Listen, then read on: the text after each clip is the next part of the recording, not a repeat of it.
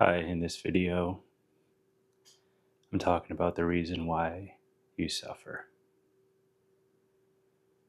You suffer because you believe that you're separate from life, but you're not separate from life. You are life. A coffee table, a rock, another person is as much you as can be. You're one with everything.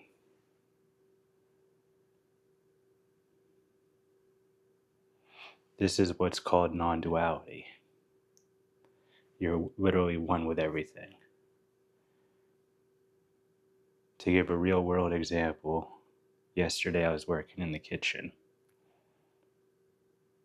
and it's an entry-level kitchen, and there was chaos going on. People were yelling, people were swearing, pots and pans were being thrown, and I was calm and I was peaceful among all that chaos.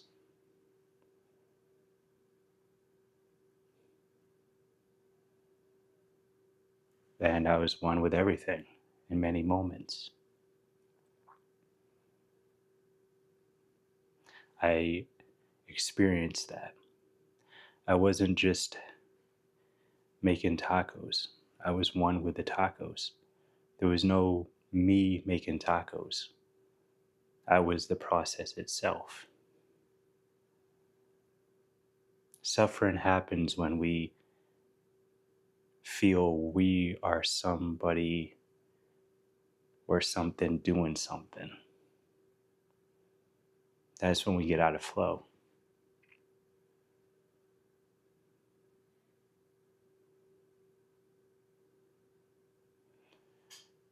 And this may be hard to believe because I live in America, and it's common to believe that you need to be stressed out in certain environments. In the kitchen job that I have, in the environment I have, all my coworkers are stressed out. Why are they stressed out? Because in the deepest sense, they feel that their identity is what they're doing in the kitchen. And this doesn't just apply to my coworkers and my specific kitchen that I'm in. This applies to the world.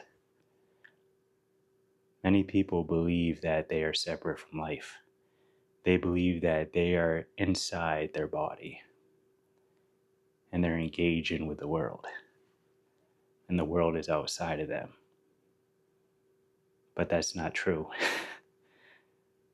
The internal and external world is one.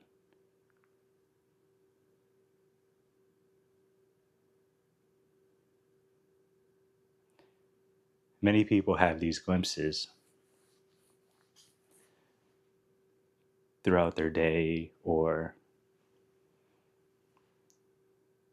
a pivotal moment in their life. And you hear the phrase of ego death.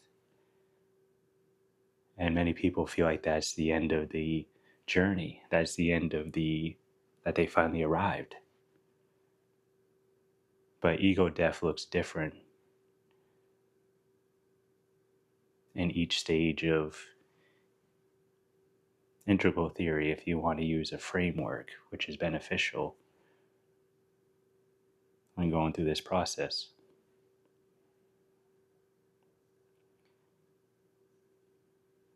An example of an ego death, let's say you're an amber, stage amber, and you believe that your religion is the right and ultimate true religion. So you go to church or you go to your chosen worship. You read the holy book of your chosen community, but to you it doesn't feel chosen.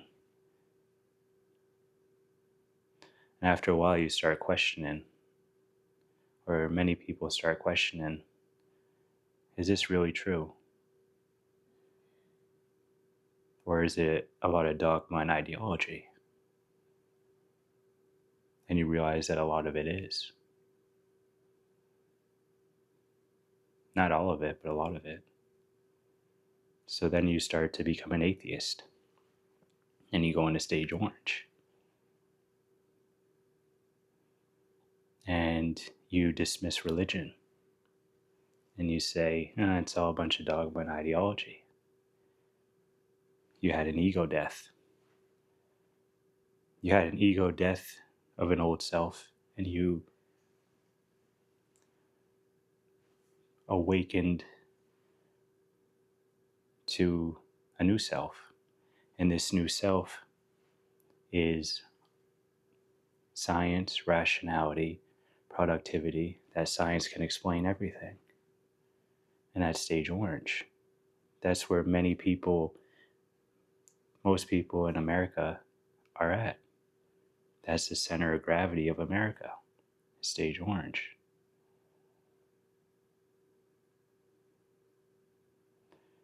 So you believe that you are somebody in the world achieving goals and achieving results. And you want to get ahead and you want to be the best. You want to achieve. You want trophies. You want a lot of money. You want people to look up to you. You want reputation. You want a bunch of letters for your degree. You want to have the PhD, the master's degree. And you feel a sense of pride and achievement in that. But there's something deeper. And after a while, you get burnt out. If you keep on going, you're working so much, you're not seeing family as much, you don't feel as fulfilled. So then you have another ego death. And your old self starts to die. Just like it did when you were questioning religion or following tradition. But this time it's more difficult because you're seeing that the world you're in is shaped and influenced by that strive and achieve. But to you now it feels meaningless. It feels shallow. So you have the ego death, and then you awaken to a new reality. You awaken to stage green. And now you start to feel pain and sadness and empathy in levels that you can't explain. And you just feel it. You feel the injustice in the world. You feel the hurt, the exploitation, the oppression. You feel it in the systems that our world is ran by. You feel it in the way that animals are being treated, the way the environment is being treated, and it hurts. This is your new reality. But it goes deeper. After a while, after you do a lot of civil rights work, or you just feel so stressed out and burnt out and feel like a bleeding heart, and you start to see that many people are stuck in their ways, you start to question, how do I make an impact? Because what I'm doing isn't working. So you have another ego death, and your old self dies, and you start to awaken to a new self, and it's stage teal. And this is when you start to realize that when you were religious or following tradition, and you believe that was 100% what needed to be, or and then you moved into orange and you started trying to achieve, trying to be the best, you realized that that was important. When you were in green and you realized that there was a lot of people that voices weren't being heard and perspectives that weren't being taken, and you felt the sensitivity and the chaos and the energetic feelings of the world, you realized there was truth in that. And when you awaken to this new reality, you realize that all those are partial truth with their healthy and their unhealthy aspects. And you'll start to see deeper and deeper into how everything is evolving and happening, and how systems are influencing people and their belief structures, and the evolution of the world, and the influences and the negatives and the positives and all these different things that become in your awareness. And as you go through teal, you start to see people as stages. You start to see that people are where they're at. And there's healthy and unhealthy aspects to that. And then after a while, you start to have an ego death, because you realize that no matter how complex your systems are or how much clarity you see the world in, it's still not giving you the impact that you want or that you feel the world needs.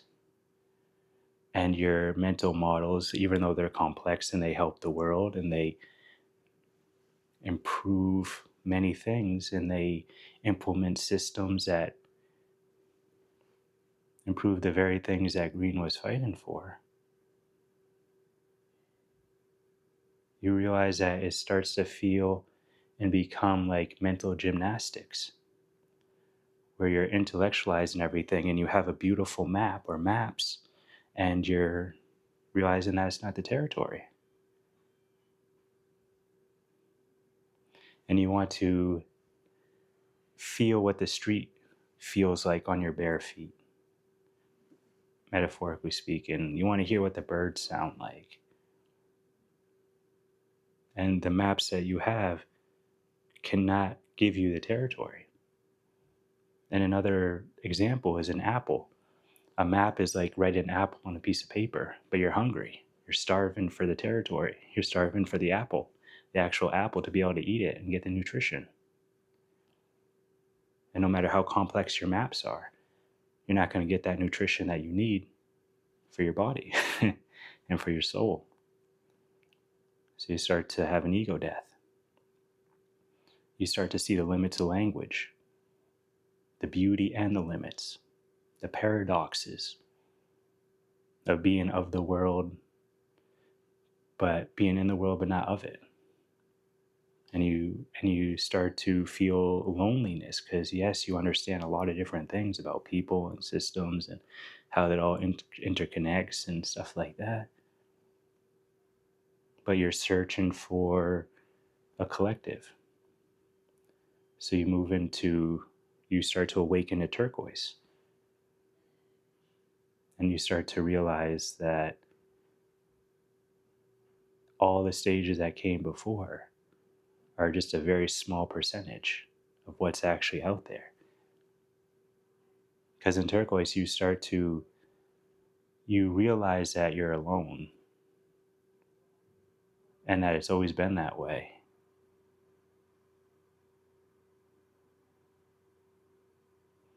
And that those paradoxes of the world being meaningful and meaningless, of needing to play a role for functionality and realizing that you're not the role, all these different paradoxes, you be able to rest in them more easily. And life is just a play. And the reason why I mention this with integral theory through this lens is because this framework has helped me. And I'll go into that in a deeper video about how my non-duality experience, and when I was a child and needing to have a framework but then not having one, has helped me grow more and understand more and feel more comfortable within myself and within society as a human being. Not as race or age or gender, any of that, just as a human being.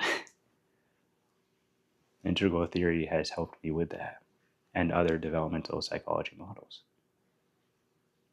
If you're interested in learning about spirituality and integrating the mind, body, and soul without the spiritual bypass and the new age fluff, then you're most likely will like this channel. That's what I talk about. Because a lot of the new age spirituality, there's some truth in it, and it's at stage green. But my channel is talking about spirituality from stage turquoise, which includes and transcends stage green and all the other stages. My name's Caleb. This is the Evolutionary Bridge. And take care.